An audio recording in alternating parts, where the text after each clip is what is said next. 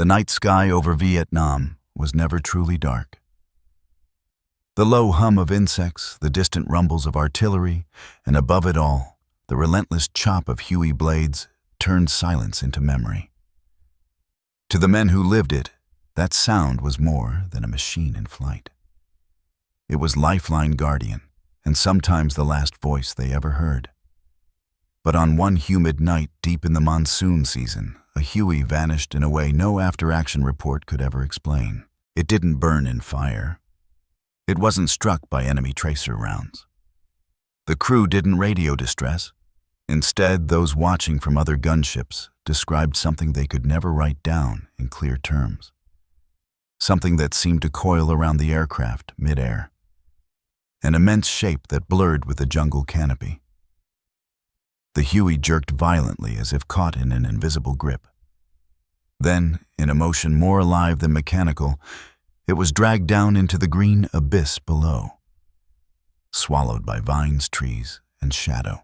The Army's report called it a singular disappearance. 2 words typed in sterile ink. No explanation offered.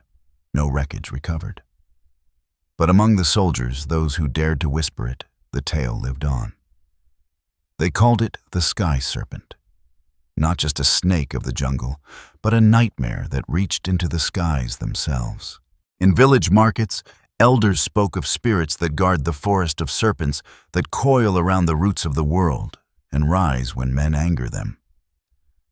Pilots in hushed bars decades later swore they saw something vast ripple through the mist before that Huey dropped. Some said it was a trick of fear. Some said it was fatigue. But others, lowering their voices, insisted they saw scales flash against the moonlight. The mystery became more than one night's tragedy. It became an echo retold in every shadowed corner, where soldiers gather and where the war never truly ended. A machine built for war, taken by something older than war itself. And even now, the question lingers, was it imagination? Or did something ancient stir in the skies of Vietnam, reminding man that not all airspace belongs to him? The year was 1969. The war had grown old, but it was far from ending. For the men in uniform, this was the time when exhaustion blended with routine, when missions blurred into each other, and yet danger never loosened its grip. The central highlands of Vietnam, rolling ridgelines veiled in heavy mist valleys, sunk into green shadows, rivers winding like black fan suns, were not just a battlefield but a labyrinth, where sound carried strangely and where a single wrong turn could mean disappearance. The air itself seemed heavy, as if carrying secrets that refused to be told. The Bell UH-1 Iroquois, the Huey, was more than just a machine. By this stage of the war, it had become the symbol of survival. Soldiers looked up and prayed for the sound of its blades, the thunderous whomp-whomp echoing across the tree line. It was the chariot that dropped men into hell and sometimes lifted them back into light. Crews lived in its belly for hours each day, door gunners with hands scorched by hot barrels, pilots drenched in sweat, medics kneeling over wounded bodies as the cabin shook with rotor vibrations. To every man who had been in Vietnam, the Huey was not just steel and rivets. It was heartbeat guardian and sometimes tomb. The Huey, at the center of this mystery, belonged to an air cavalry detachment tasked with a mission that seemed routine on paper. Its orders were simple resupply an isolated patrol near the Laos border and conduct a brief reconnaissance sweep before returning to base. The crew that night was young like so many of them. The pilot, only 23, had been flying for less than a year yet, carried himself with a confidence sharpened by combat landings under fire. The co-pilot was newer still, barely out of training, his flight helmet, still stiff his gloves without the stains of war.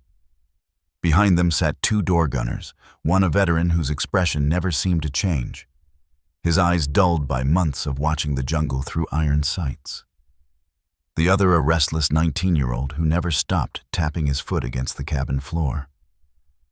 And along for the ride was a medic, a quiet man who carried more scars on his soul than on his skin, hitching transport to another base. 5 men, 5 names recorded once in typewritten orders, now little more than shadows in forgotten files. They lifted off at dusk, when the jungle shifted from oppressive heat into a darkness that felt alive. The mission logs, still preserved, brittle and fading. Note clear skies, light ground, fire expected. The Huey's rotors cut through humid air as the men spoke casually in their headsets. They passed cigarettes, traded weary jokes, voices bouncing between static bursts. Nothing unusual, nothing that hinted at what was to come, yet the landscape beneath them was anything but ordinary. This was the threshold between the Annamite Mountains and the basin of the Mekong River land, marked by old scars older than war itself. Montagnard tribes carved wooden posts along paths leading into the forest, each post etched with the figure of a serpent whose eyes were rubbed smooth by generations of hands. Offerings of rice, chicken bones, and smoke still lingered at the foot of these carvings, left to appease something said to dwell beyond human sight. French officers who had patrolled this borderland decades earlier wrote in their reports of sudden vanishings, superstitious refusals by local bearers to proceed, and an atmosphere of uncommon dread.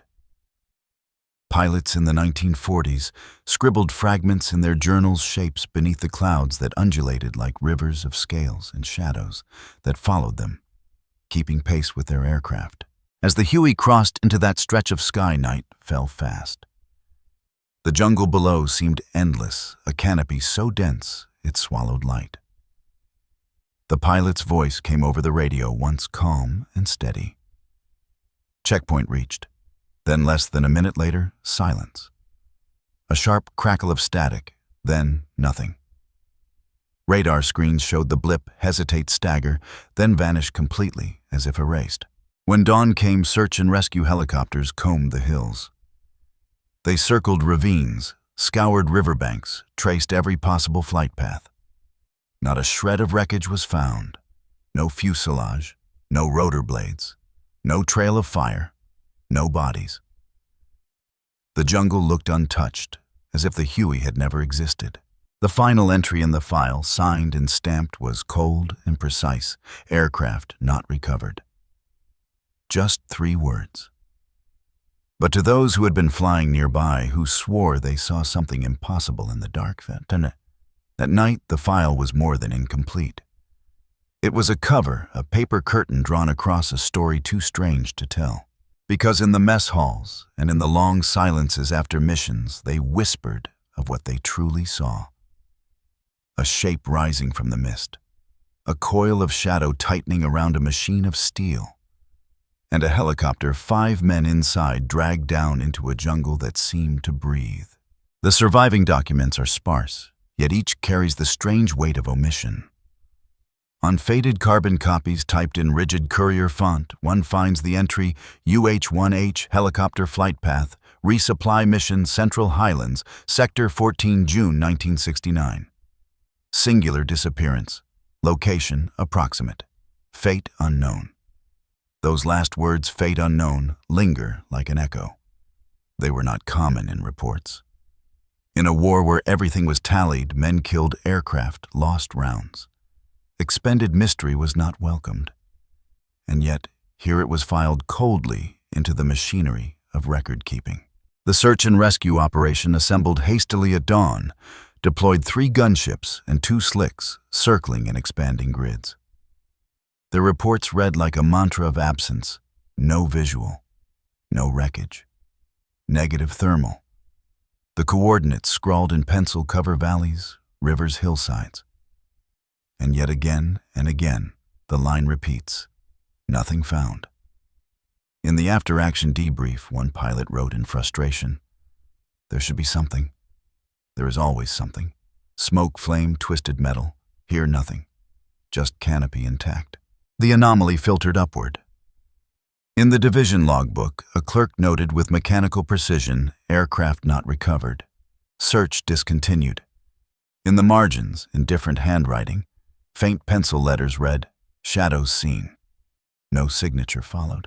Rumors moved faster than memos. Within hours, across mess tents and flight lines, men spoke of the vanishing. Some described it as a clean erasure, as though the Huey had slipped between worlds. Others said the escort crew had shouted something over the radio before static swallowed their words. The official chain of command discouraged such talk. A memo classified for internal distribution only urged officers to counteract speculative accounts detrimental to morale. The language was bureaucratic, but the urgency beneath it betrayed unease. Letters from the field sent home in cramped handwriting carried the whispers westward. A gunner scribbled to his brother in Ohio, "One of ours disappeared last night. Just gone, like it was plucked out of the sky. We searched all day. Jungle gave nothing back. Men are quiet. Some won't fly that route again." Another letter from a medic stationed nearby simply said, "This place eats men, eats machines. I don't trust the canopy. It feels like it watches." War correspondents hungry for unusual angles picked up faint traces. A small Vietnamese language paper in Saigon ran a short column titled "Mysterious Occurrence in the Highlands." The piece was cautious, suggesting fog terrain or pilot error, but beneath its language, one senses the local editor knew there was more. American newspapers fed only the official feed ran the incident as a single-line casualty note. One helicopter missing, presumed lost, June 14th.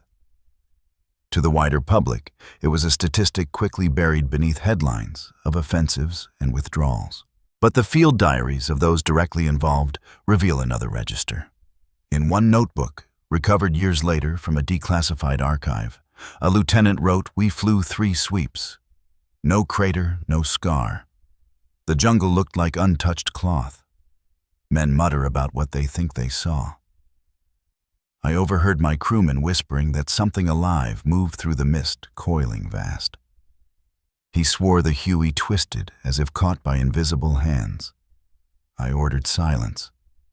But I too saw shapes where there should be none." Another fragment belonging to an intelligence officer reads, "Unconfirmed visual reports suggest anomalous disturbance of canopy. Filed under rumor. Recommend no further inquiry." The very act of stamping it rumor suggests the fear of contamination that once written the story could not be controlled. Thus, the record stands at a crossroads. On one side, the cold ledger of the U.S. Army missing aircraft, unrecovered crew case closed. On the other side, the voices in letters, diaries, and bar whispers, a story too strange to align with standard losses. A tension between the measurable and the unmeasurable. It is here in the gap between bureaucracy and witness that folklore begins to breathe. Soldiers spoke of it in fragments, unwilling to put words to the thing. Local villagers nodded grimly, muttering of serpents in the sky that had been feared long before helicopters came. And so fact and silence fused into something stranger, an official disappearance that left no debris, and an unofficial story that refused to die. Even now, to leaf through those files is to feel the unease seep through the paper. It is not the weight of what is written, but of what is left unsaid. And in the war's immense archive of destruction, there are few mysteries that remain so unscarred, so whole in their absence. The jungle does not give up its secrets easily. For the villagers who had lived along the borderlands long before the war, the disappearance of the Huey was no mystery at all. They spoke of it with a quiet certainty, as though this had always been the way of the forest. In their telling, the serpent was not new. It was older than the war, older than the French. Older even than the first roads cut into the Highlands. They called it names that do not translate easily into English: Con Rong Troy, Naga of the clouds, the coil that watches.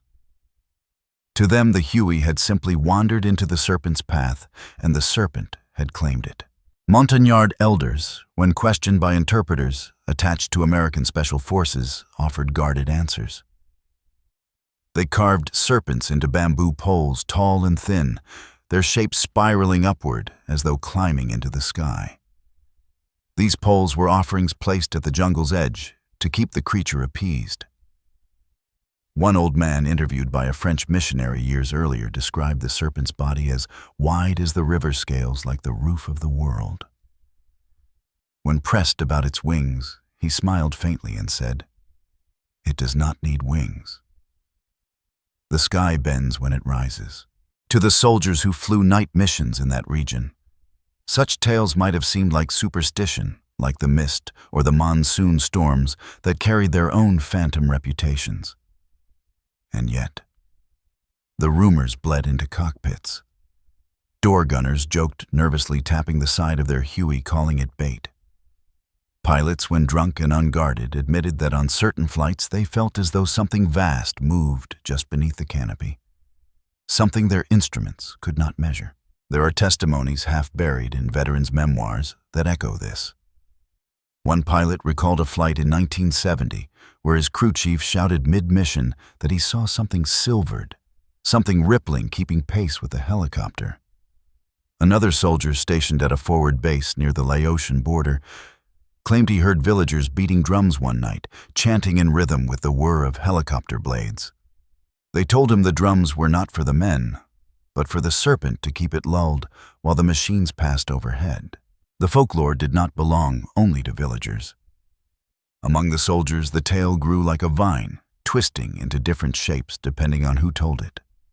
Some said the Serpent was the jungle itself, enraged at the invasion of machines, striking back with coils of root and mist. Others insisted it was no spirit at all, but a creature of flesh, hidden in the green world since time before memory, disturbed by the constant thunder of rotors. Ghost stories took root. In one version told at fire bases during long nights, the lost Huey could still be heard, its rotors thudding faintly in the distance, though no aircraft was there. Men swore that during patrols, the sound of a helicopter sometimes followed them through the trees, only to vanish when they reached clearings. The jungle itself seemed to remember. There were even whispers among South Vietnamese troops who patrolled the border. They called it Marung, the forest ghost. Some claimed to see strange lights gliding through the canopy at night, as though scales reflected moonlight where no body could be seen. Others described hearing the hiss of something vast, too long, too deep to belong to any snake known on earth. In the villages, the story remained steady. The Serpent takes what it wants, and when it coils, there is no return. For the soldiers, the tale wavered between nervous laughter and quiet dread. And yet every time a Huey lifted off at dusk, there was a silence among the crew, a shared, unspoken thought that maybe tonight the jungle's guardian would rise again. What began as one unexplained disappearance thickened into something larger. It was no longer just the fate of 5 men lost in official ink. It was now a living legend, a ghost story passed from mouth to mouth, an invisible passenger riding in every helicopter that dared to cross the misty Highlands. And so fact and folklore fused. The Sky Serpent became a name not just for a creature, but for a fear, the fear that some mysteries are older than war and stronger than steel. The legend of the Sky Serpent was never just a single disappearance. It became part of something larger, a pattern that seemed to echo across time and across wars. Soldiers who spoke of it often realized with unease that their story was not new. It had been told before in other tongues by other men in other jungles. During the French Indochina War, more than a decade before the Americans arrived, pilots in Marine transport planes and Dakota cargo craft left behind reports that now read with chilling familiarity.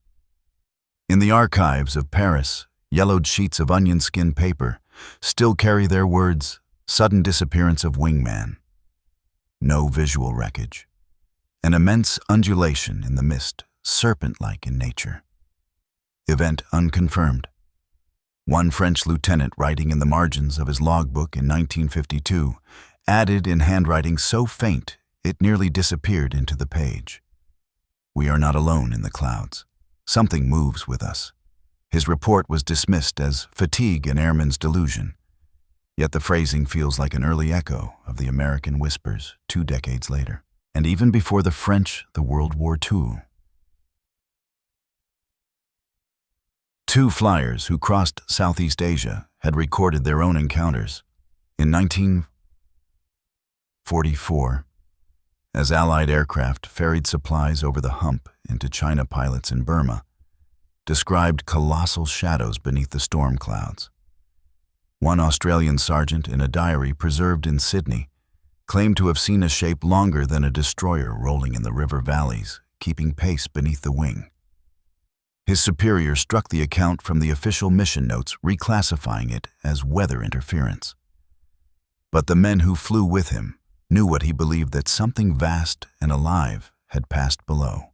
Outside Asia, the pattern grew stranger still. In the jungles of Brazil, the rivers themselves bore legends of the Sucuriju gigante, a serpent so large that it dragged entire canoes beneath the surface. Traders of the Amazon swore they heard the roar of water as the creature rose, leaving only whirlpools and silence where boats had been.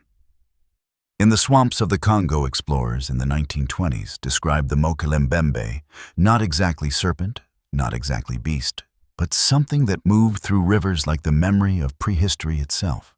Though separated by continents, the motif was the same: coils, rivers, vanishings. And so when American crews in Vietnam whispered of the sky serpent, they were unknowingly entering a chorus already centuries old. By 1971, the whispers were no longer confined to one Huey. 2 more helicopters vanished in border zones near Laos and Cambodia. Official records wrote them off as pilot error or possible enemy fire. Yet the men who flew escort swore the incidents carried no sound of gunfire, no explosion, only the uncanny sense of a machine being plucked from the sky.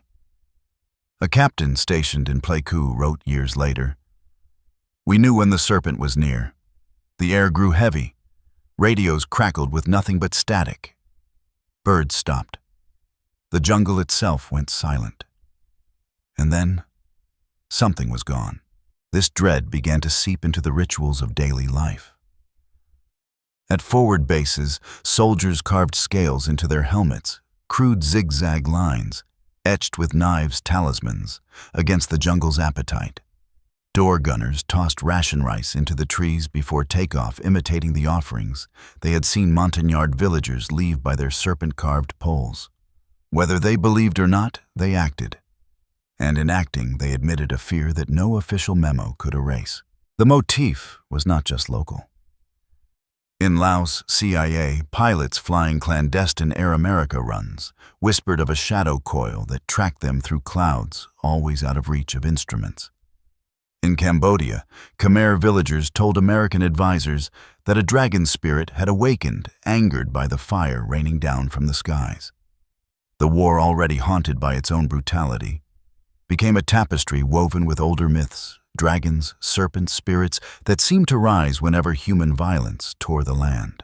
And the echoes stretched further still. In later wars, veterans carried these tales like invisible luggage. In Iraq and Afghanistan, younger soldiers would hear their fathers' or uncles' Vietnam stories the Huey pulled down into jungle silence, and repeat them as jokes during sandstorms, saying, "Every war has its serpent." It was always half a laugh, half a shiver. Because no matter how far from Vietnam, the motif remained. Men disappear, machines vanish, and something vast stirs just beyond sight. This is why the disappearance of that Huey in 1969 endures. Not because it was the first, not because it was the last, but because it aligned perfectly with a pattern that has haunted soldiers across eras, the jungle, the river, the sky swallowing what should not be swallowed. The sky serpent of Vietnam was not just one story. It was part of a lineage, a recurring shadow stitched across decades, cultures, and wars. And when we place these fragments side by side, French pilots whispering of coils, Australians seeing river shadows, Amazonians fearing whirlpools, Montagnards carving serpent poles, a chilling possibility emerges that somewhere in the oldest parts of the world, something immense has always been watching. And perhaps sometimes it reaches upward and takes. The official record remains sparse, yet the deeper one looks, the more the absences themselves begin to speak. On paper, it was only another missing aircraft, one line among thousands. But around that line gathered fragments of testimony, half-buried diaries, declassified notes, and whispered recollections that, when pieced together, painted a far darker and stranger climax than bureaucracy could allow. One of the most disturbing accounts surfaced decades later from a crewman of the escort Huey, in an interview given for a veteran's oral history archive. His voice cracked as he tried to recall that night. "I don't want to sound crazy, but I saw something take it."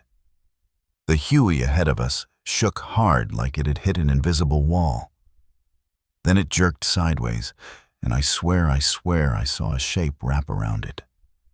Not smoke, not shadow. A coil. A living coil. The jungle lit up like it was tearing itself apart. Then the Huey just dropped. No fireball, no explosion.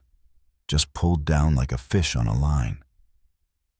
And then it was gone. His words faltered, his eyes wet. He apologized as though ashamed of telling the truth. A medic's private journal preserved by his family gives another chilling layer. The handwriting trembles across the page as if written in haste, radio cut out. Silence thicker than the air. I saw flashes in the mist, scales. Reflections, I can't be sure. The others deny it. They tell me to shut up. But I heard it, the hiss. Long, deep, not rotor, not wind. The hiss of something alive. I can't sleep. When I close my eyes, I hear it breathing. The medic would survive the war, but was said to wake screaming in the years after. His journal disappeared after his death. Only a single photocopy remains hidden in a box of family keepsakes. Even within intelligence channels, traces of the event refuse to vanish. A cable marked "Confidential" in 1970 mentions continued accounts of anomalous aerial disturbances in Sector LZ7. The wording is cautious, but the meaning is plain. More than one crew had reported things they could not name. The final instruction, typed in stark language, reads, "Recommend suppression of folkloric detail in formal reports, a deliberate attempt to bury the serpent under paperwork." Yet even the land seemed to remember. Search teams who combed the jungle swore they saw trees bent in arcs too smooth to be storm damage. Entire swaths of canopy twisted as if pulled into spirals. Branches snapped not outward, as in an explosion, but inward as though crushed by some immense pressure. One door gunner swore he glimpsed something metallic in the reeds of a river, a curved panel that could only have been part of a fuselage. But when they approached it, slid beneath the water's surface. He shouted, "Dove in," but the object was gone. Later he would tell a comrade, it sank like the river was hiding it, like the water wanted it back. The testimonies conflicted in detail, but agreed in unease. One pilot swore he saw scales glimmering under moonlight. Another insisted it was not scales, but shadow black as ink, darker than the night around it, moving with impossible speed. Others denied seeing anything at all, but their silence was weighted, their eyes hollow. Among men who lived through firefights, napalm, and artillery storms, this silence carried a different terror, the fear of naming what they knew they had seen. Even within the same crew, contradictions tore through memory. A co-pilot claimed the Huey simply veered and fell mechanical failure. His gunner, however, muttered of something vast coiling upward. Decades later, when pressed in reunion halls, the survivors grew quiet, changed subject, or simply walked away. The contradictions did not erase the legend, they intensified it. The absence of agreement, the refusal to speak plainly, became its own proof that something unspeakable had happened. The physical absence of wreckage became the sharpest wound. In every other downing twisted metal and burned rotors littered the jungle ugly scars in the green. But here, nothing. The jungle floor remained whole as if no machine had ever existed. To veterans, that silence screamed louder than any firefight. "This war leaves wreckage everywhere," one pilot wrote bitterly. But not here. Not this time. The serpent leaves nothing. And so the climax emerges, not in a single fact, but in the convergence of them all. The escort crew who swore they saw coils rise from the canopy.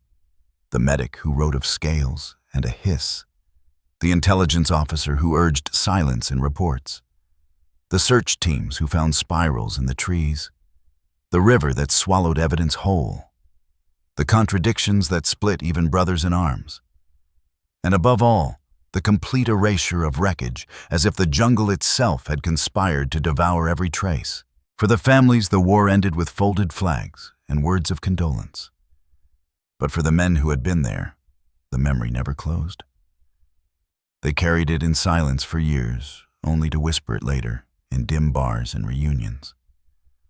One veteran asked if he believed in the sky serpent, simply said, "I don't believe. I remember." And perhaps that is the most chilling part of all. The Huey did not just vanish into mist. It left behind an echo so strong that decades later, men still lower their voices when they speak of it. The climax of this mystery is not in the night itself, but in the way it is lived on, refusing to fade, refusing to be explained, refusing to be forgotten. The archive still holds the case in silence. Just a few thin sheets of paper, a carbon copy report, a cold phrase typed in courier aircraft, not recovered. Nothing more. No photographs, no wreckage, no closure. On the official record, the incident sits like a hole punched in time, empty, unexplained. Yet in the memories of those who lived it in the folklore of the Highlands, the hole is filled with whispers. The jungle itself became the monument to the missing. Unlike the scarred fields of Europe or the bomb-pocked valleys of Korea, this place offered nothing to mark the loss. No crater, no blackened wreck, no burned tree line. Only the canopy, thick and eternal, swaying as though undisturbed. And maybe that is why the story endures, because the absence itself feels like a presence. A silence so deep it vibrates. Villagers still speak of the wronged Troy, the serpent that rises from rivers and coils in the clouds. They tell it as calmly as one might describe the seasons, a truth older than the war. Veterans decades removed still find themselves pausing before speaking, their voices lowering instinctively when the story emerges. Some say nothing, eyes narrowing, their silence heavier than words. Others confess in fragments, a coil here, a hiss there, never daring to complete the whole picture. And between these two currents, folklore and fact, flows the legend of the sky serpent. Perhaps it was nothing more than fatigue shadows, nerves fraying after endless missions. Perhaps it was the human mind reaching for shapes to explain the inexplicable. Or perhaps the Montagnard elders were right, that the forest does not forget that it watches, that sometimes it rises to strike. The question remains unanswered. Did the Huey and its crew fall victim to mechanical failure, buried in the endless jungle unseen by human eyes? Or did something vast and ancient, something that has haunted rivers and skies since before history, coil itself around the helicopter and drag it down? No evidence has ever surfaced. No one has ever returned. The serpent leaves no scars, only echoes. Imagine the final shot camera drifting above the canopy at dusk. The jungle a sea of shadows. The sound of rotors hums faintly, impossibly, though no machine is visible. The sound fades, then rises again, then fades. In the mist, just for a moment, a shimmer flashes, a curve like a scale catching the last light. Then darkness. The screen lingers. Silence returns. The story does not end. It coils. It waits.